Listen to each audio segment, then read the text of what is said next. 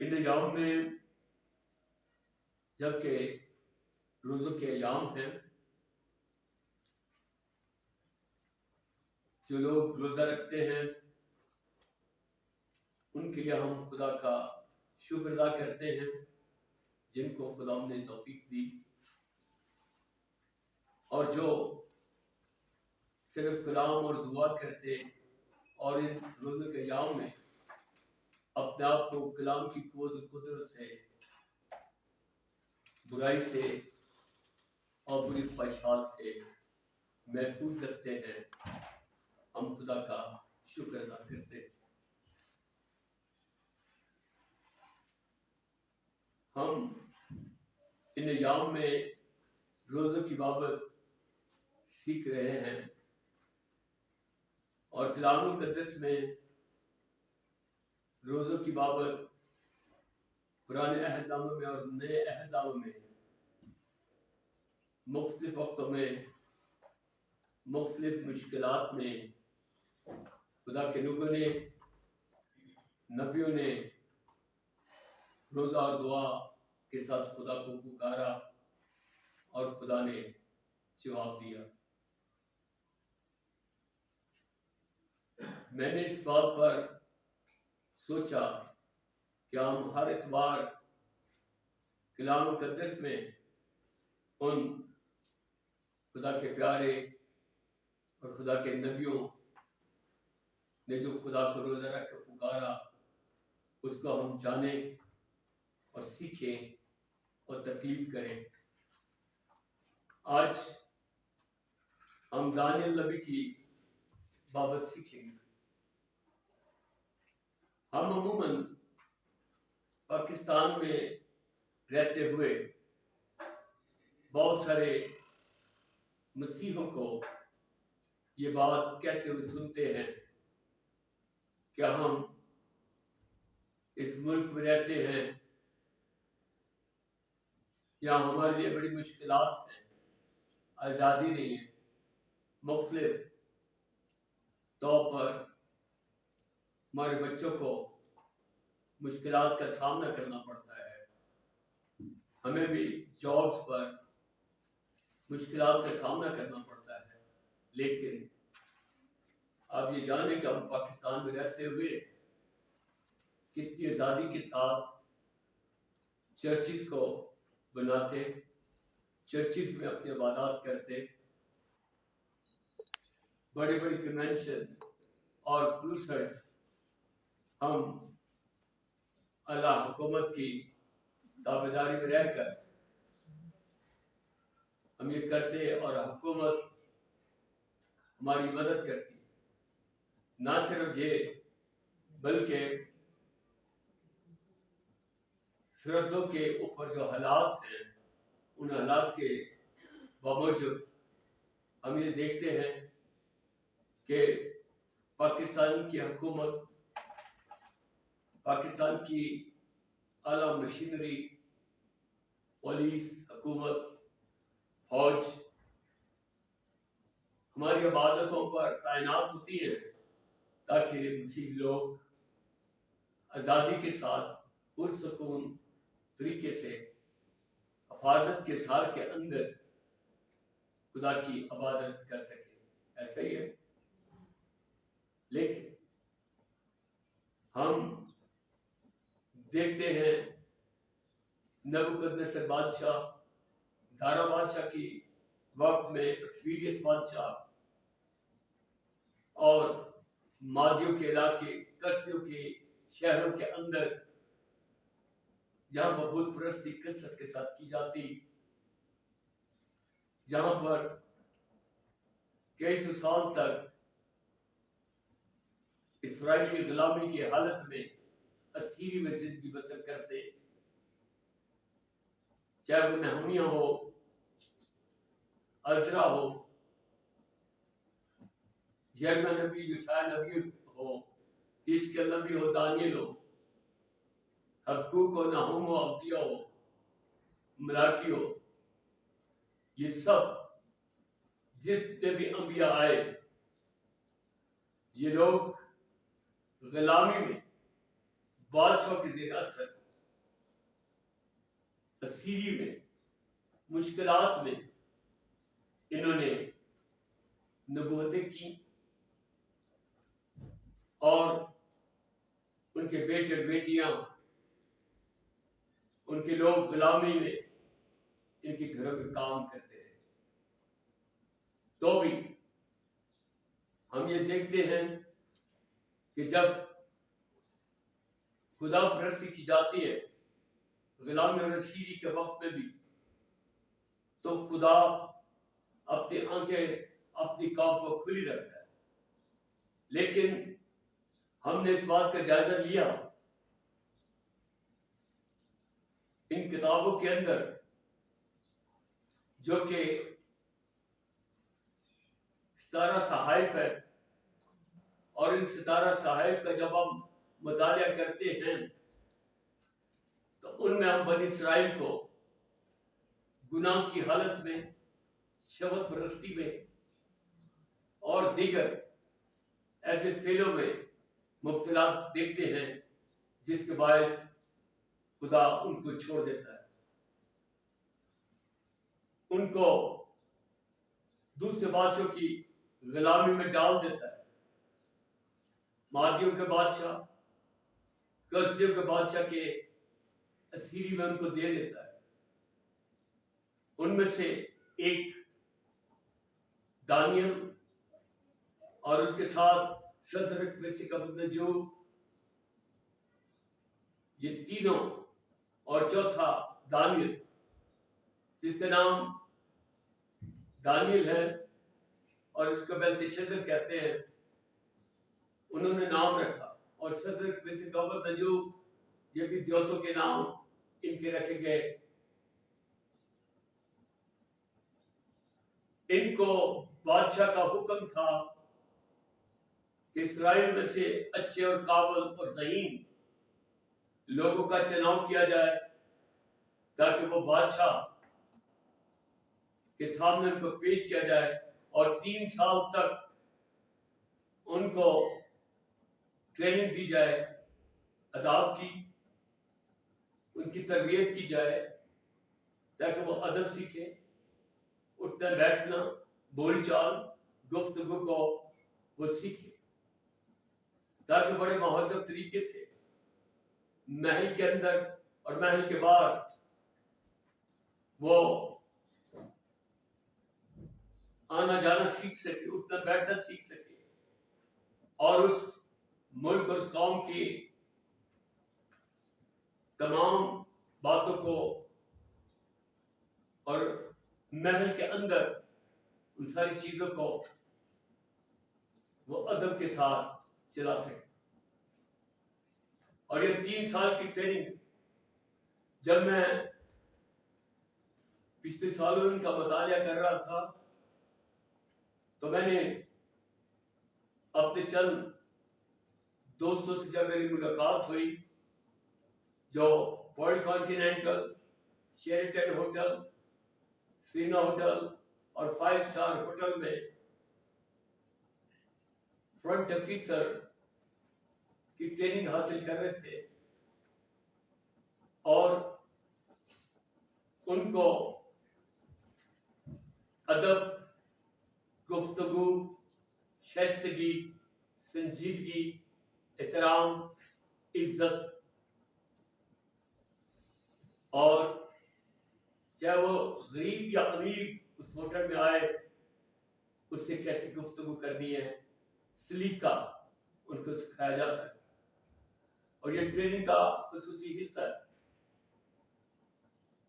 اسی طور پر پاکستان میں جب سی ایس ایس کرتے ہیں تو اس میں نیپا, نیمز اور مختلف جگہوں پر 6 مہینے 1 سال کی ٹریننگ دی جاتی ہے جس میں صدر پاکستان, وزیر اعظم, چیف سیکرٹری اور اعلیٰ مرتبہ کے لوگوں کے ساتھ کیسے گفت و شنید کی جاتی ہے اس کی ٹریننگ دی جاتی ہے.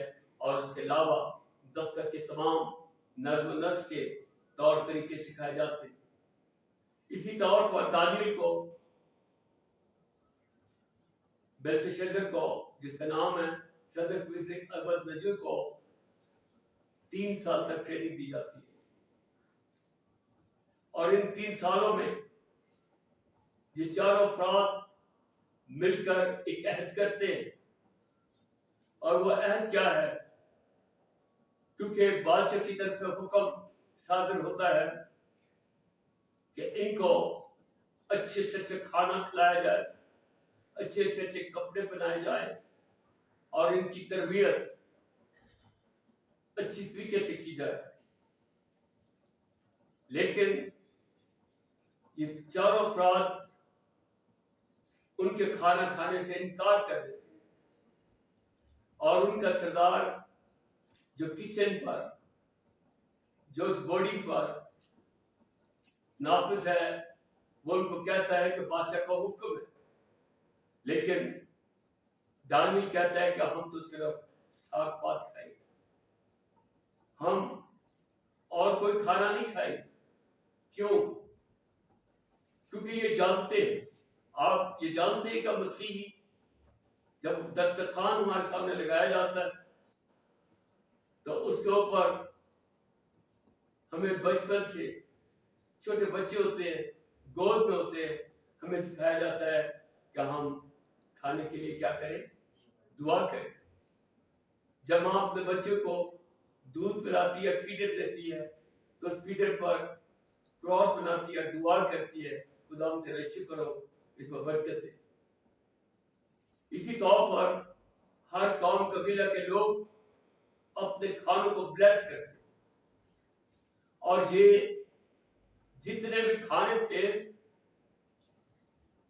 اس کے اوپر مادیوں اور کسیوں کے دیوتا کی بلیسنگ ہوتی تھی، اور اس کو بلیس کر کے ان دیوتوں کی بلیسنگ یا ان دیوتوں کے سامنے سے کھانے کو گزار کر ہر ایک مادی اور کسی کے لوگ کھانا کھاتے تھے، جیسے ہم دعا کر کے کھاتے ہیں۔ دانیل صدق ویسی کا مطلب جو ان باتوں سے واقف، وہ کہتے ہیں کہ ہم ان دیوتوں کی بلیسنگ والا کھانا نہیں کھائیں گے، ہم تو ساگ پات ہی کھائیں گے، وہی ہمیں کھلا۔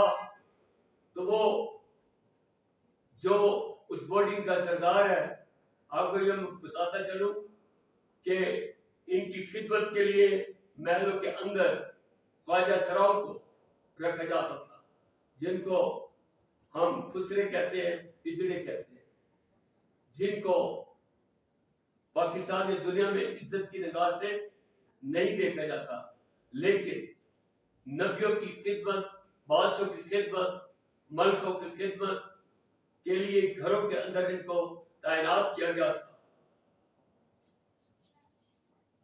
تو وہ یہ کہتا ہے کہ ایسا نہ ہو کہ میری بےزتی ہو جائے، تو دانیل کہتا ہے ایسا نہیں ہوگا، بلکہ ہم ان سے زیادہ طاقتور، ہمارے چہروں پر ان سے زیادہ رونق اور شادابی ہوگی۔ اور جب وہ دن پورے ہو جاتے ہیں 3 سال، تو صدق ویسق عبدنجو کو جب بادشاہ کے سامنے پیش کیا جاتا ہے تو کلام مقدس میں لکھا ہے کہ ان کے چہرے شاداب اور پر نور تھے، اور خدا کے دوست الفائد نے اگر دانیل پہلا باب اس کی 10 آیت کو پڑھے تو وہاں پر لکھا ہوا ہے کہ خدا نے دانیل کو فہم، دانش اور خرد کی روح عطا کی، اور ان سے 10 گنا زیادہ خرد ان کے پاس تھی۔ ہاللیلویہ۔ اب اس سارے واقعے کو بتانے کا مقصد یہ ہے کہ جب ہم ان دنیاوی کھانوں سے پرہیز کرتے ہیں اور غیر اقوام کے دیے ہوئے کھانوں سے ہم اپنے آپ کو علیحدہ رکھتے ہیں، تو خدا ہم کو برکت دیتا ہے، ہمیں فہم اور دانش اور دانائی عطا کرتا ہے۔ نہ صرف یہ،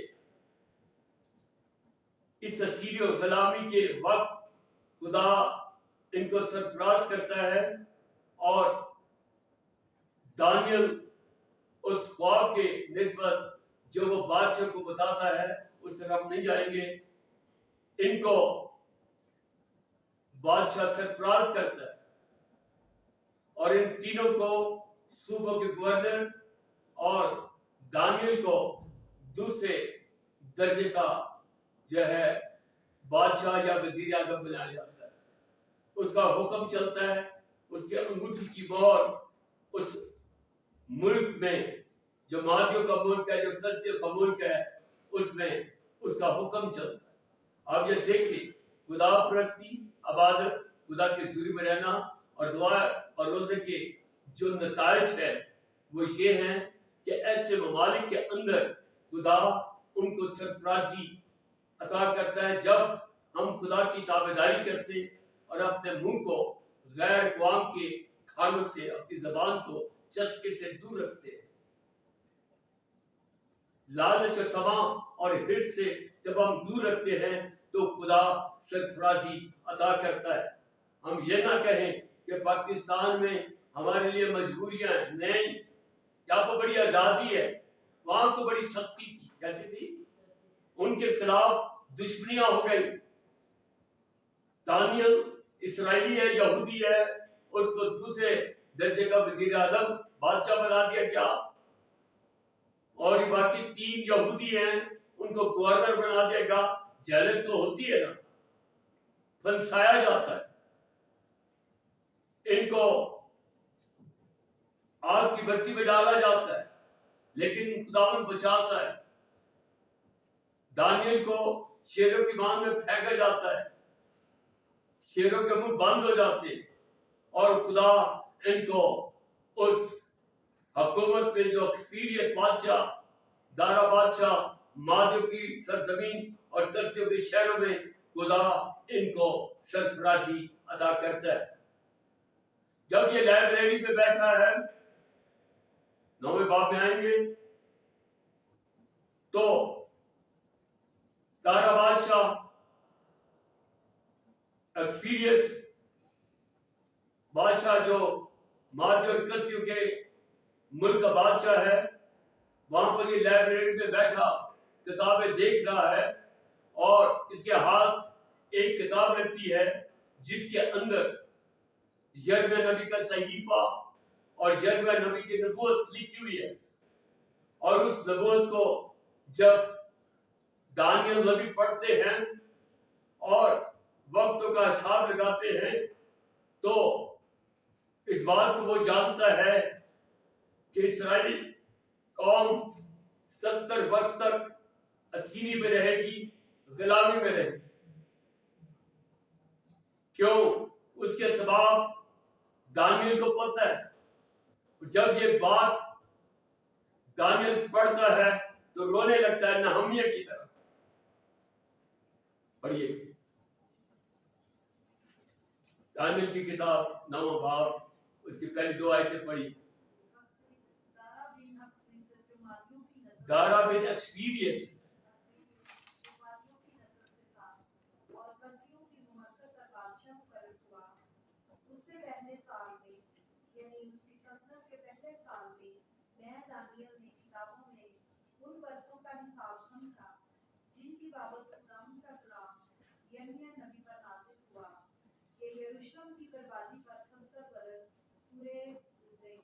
بربادی پر 70 برس تک پورے.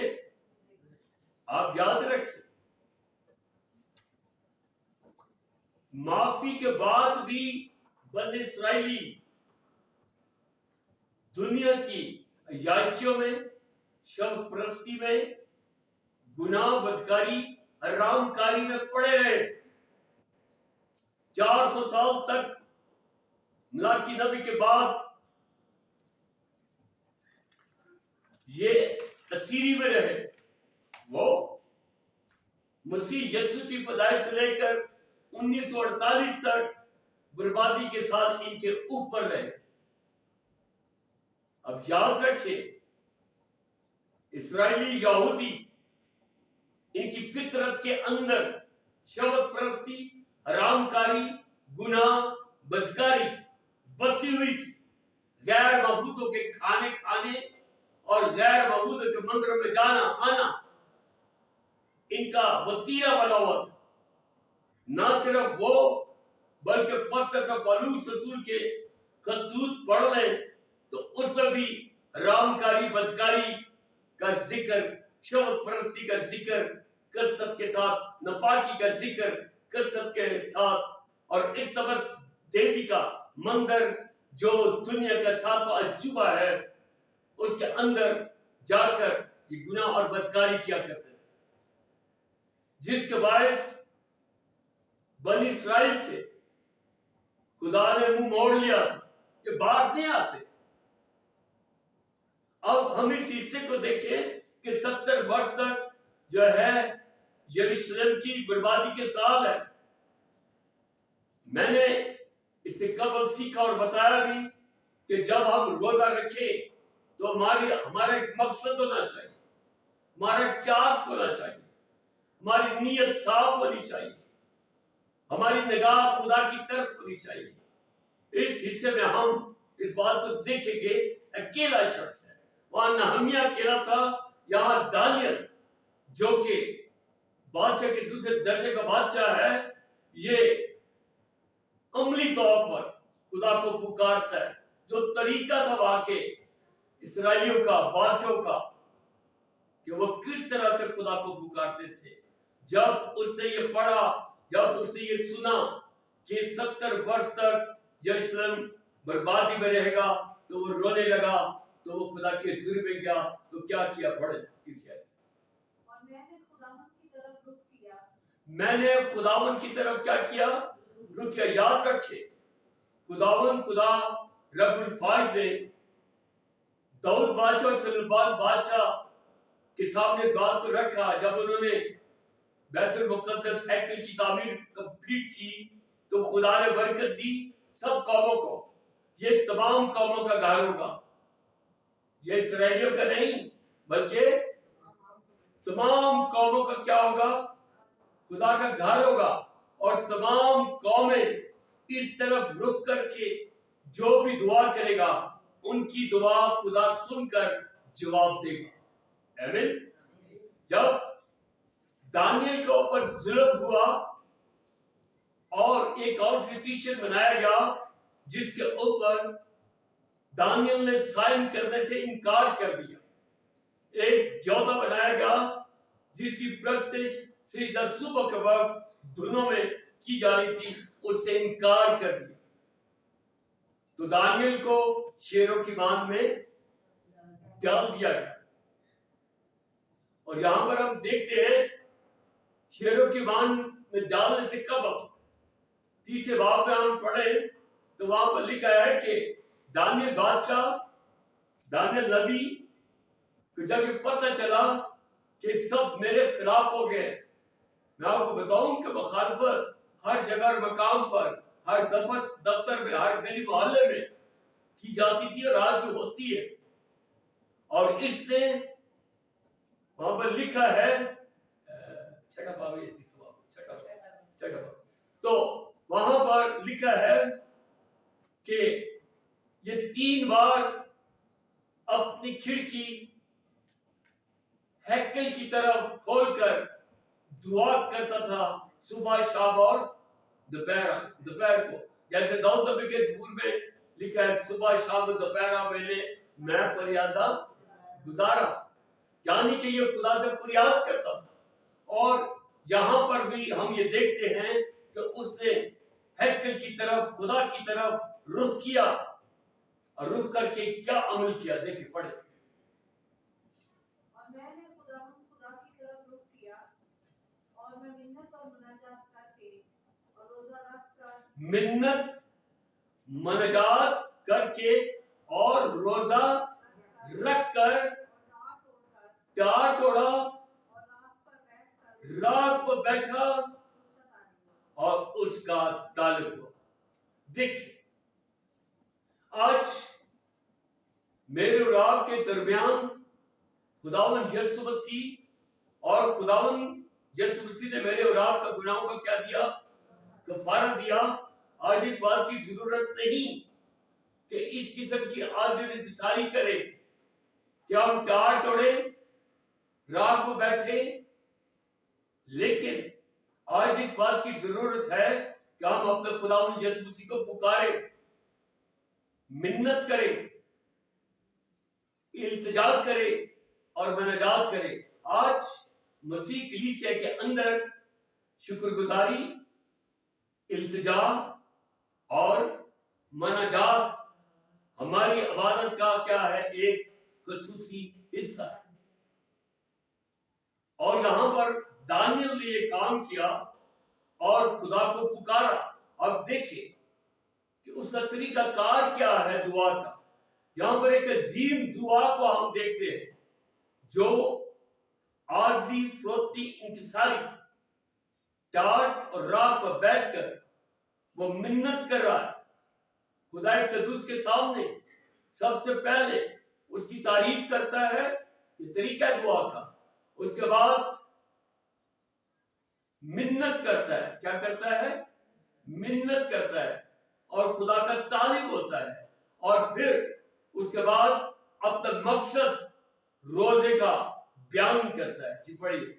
اور میں نے خداوند اپنے خدا سے دعا کی اور اقرار کیا اور کہا کہ اے خداوند عظیم اور مہین، اے خداوند عظیم اور مہین۔ یہ دعا کس نے کی تھی؟ پہلے ہم نے سیکھا نہمیہ نے۔ اے خداوند عظیم اور مہین خدا۔ ہاں جی،